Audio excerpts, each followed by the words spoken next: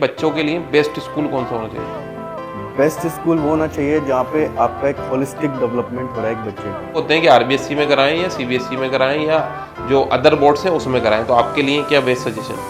को practical knowledge ज़्यादा देना चाहिए या स्पोर्ट्स पे ज़्यादा फोकस करना चाहिए, एक्टिविटीज़ पे ज़्यादा फोकस करना चाहिए, नहीं ओवरऑल पढ़ाई एक बच्चे की कैसे होना चाहिए इसको? पर in today's generation we have to focus more on practical plus theory.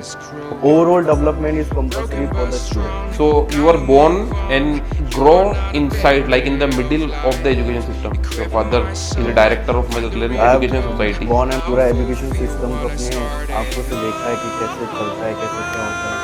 Okay, so जब वो आउटर सिटीज में, मेट्रोपॉलिटन सिटीज में जाएगा तो वो एकदम से सडन एक्सपोजर को हैंडल नहीं करेगा। आज हमें मदरलैंड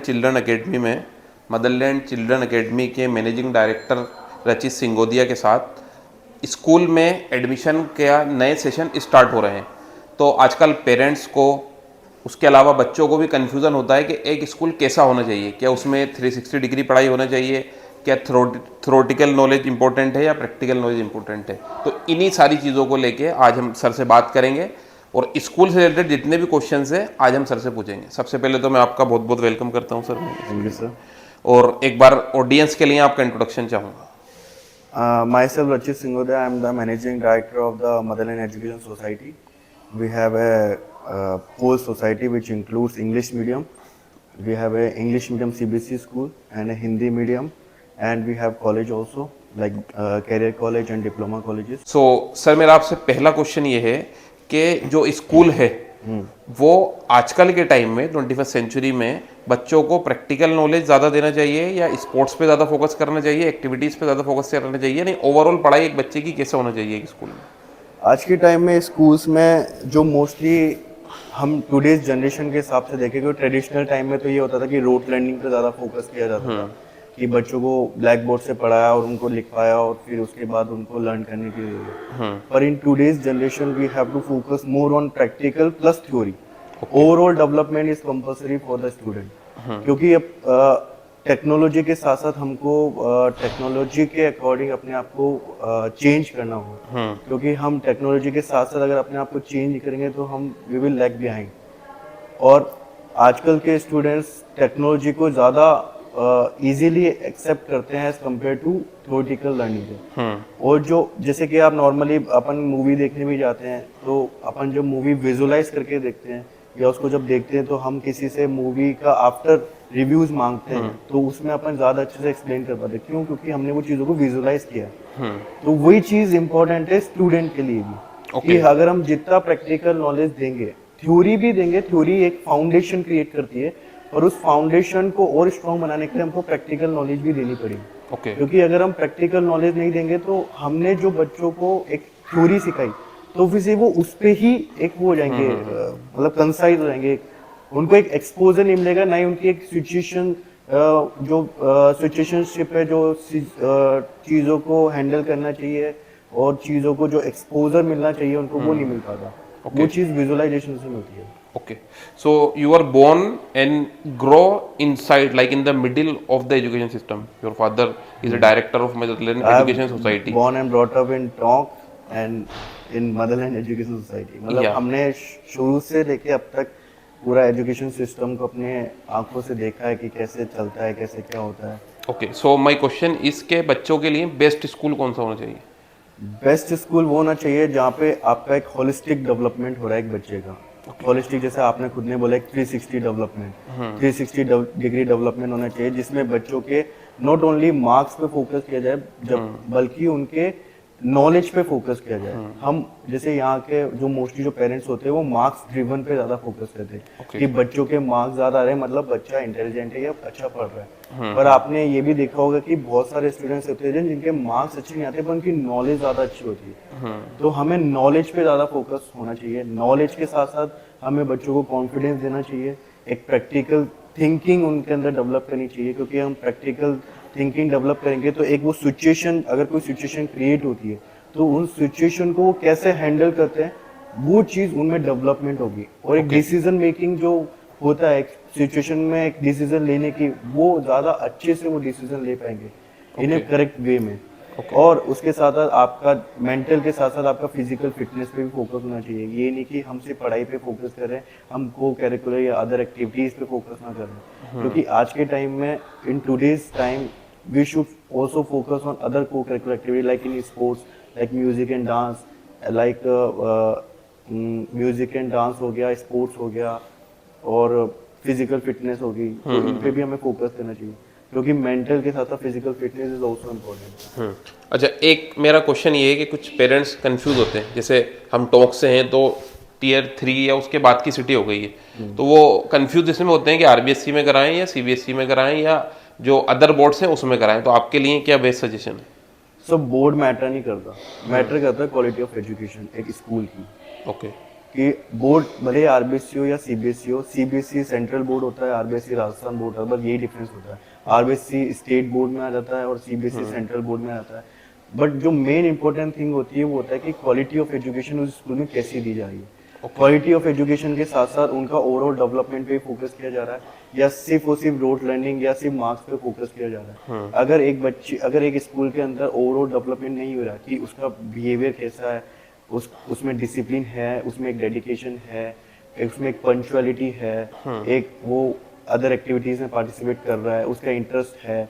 क्योंकि हम किसी बच्चे को किसी स्कूल में डालते पर अगर उसका ओवरऑल डेवलपमेंट नहीं हो रहा और सिर्फ रोड लर्निंग पे फोकस किया जाए, तो फिर जब वो आफ्टर स्कूल के बाद जब वो कॉलेजेस वगैरह में और जब वो आउटर सिटीज में मेट्रोपॉलिटन सिटीज में जाएगा, तो वो एकदम से सडन एक्सपोजर को हैंडल नहीं कर पाएगा।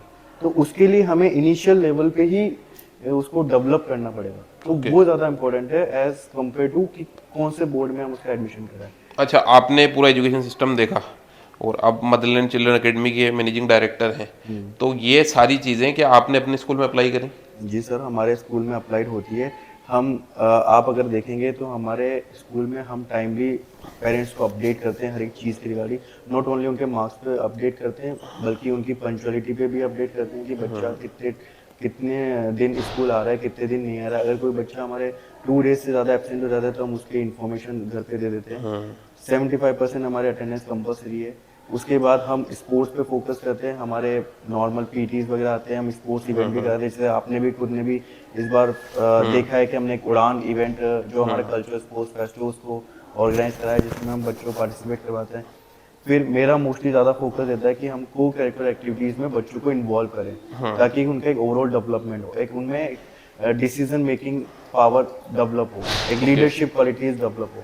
तो उसके लिए हम उनका फेस्ट कराते हैं, स्पोर्ट्स इवेंट कराते हैं, अदर इवेंट्स में भी हम कराते हैं, जैसे जन्माष्टमी सेलिब्रेशन हो गया या ड्राइंग कंपटीशन हो गया या क्विज कंपटीशन हो गया, स्पेलिंग बी कंपटीशन हो गया।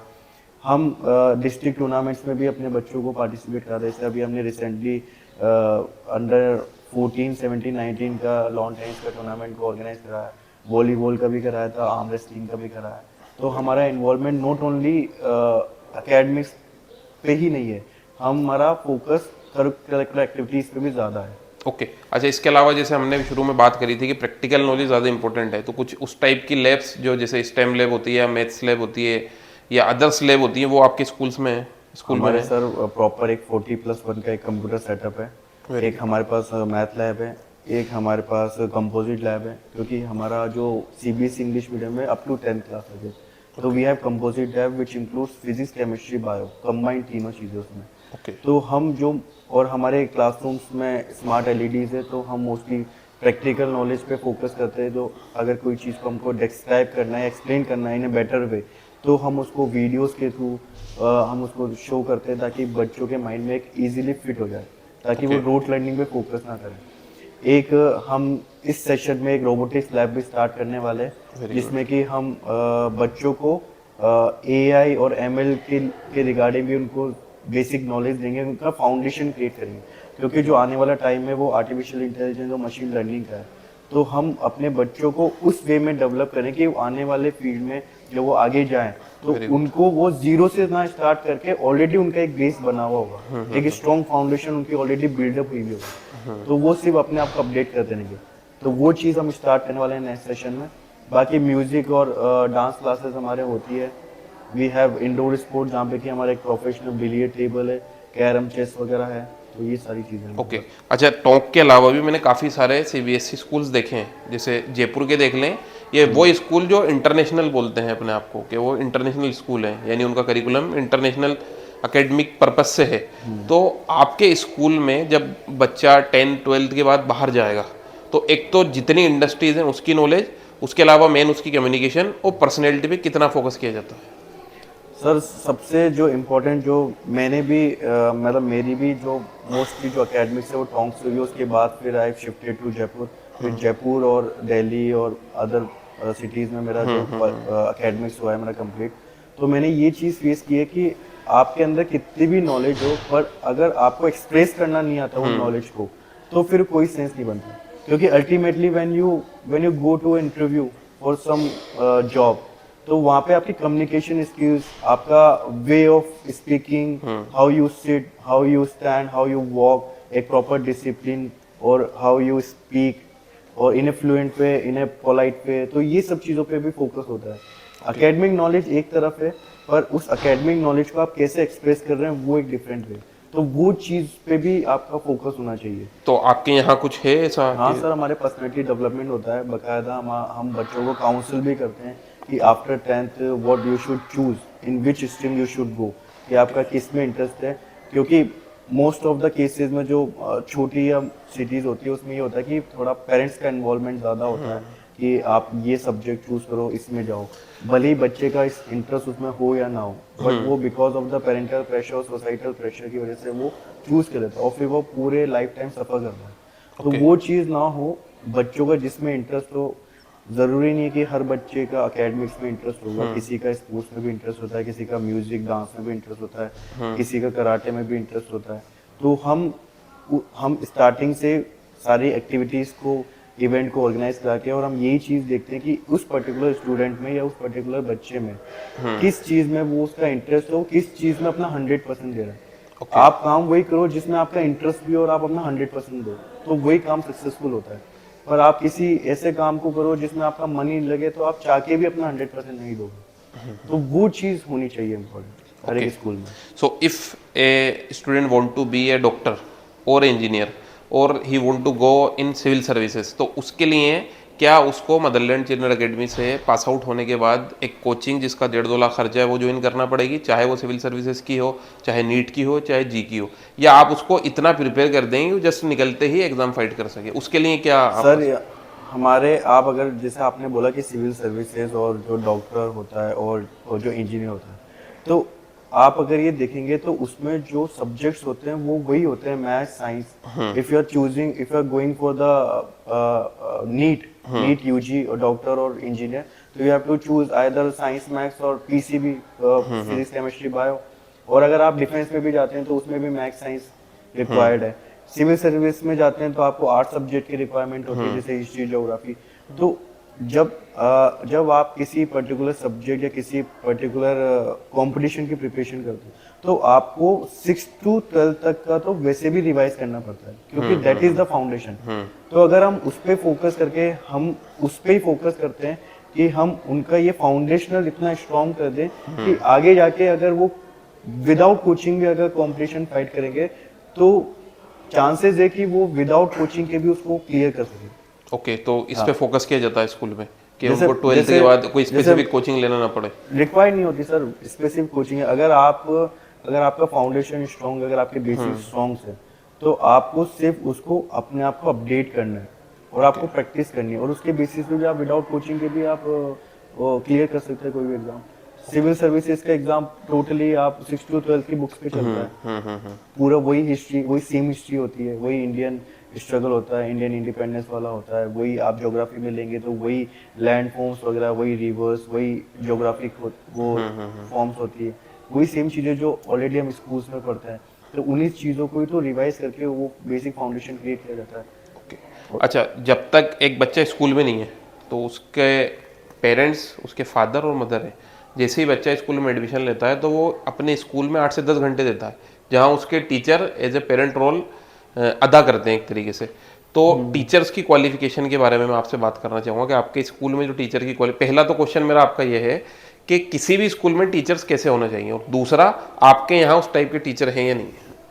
सर एक स्टूडेंट को पढ़ाने के टीचर में ये क्वालिटी होनी चाहिए कि वो स्टूडेंट्स के साथ कनेक्ट कर सके। ओके।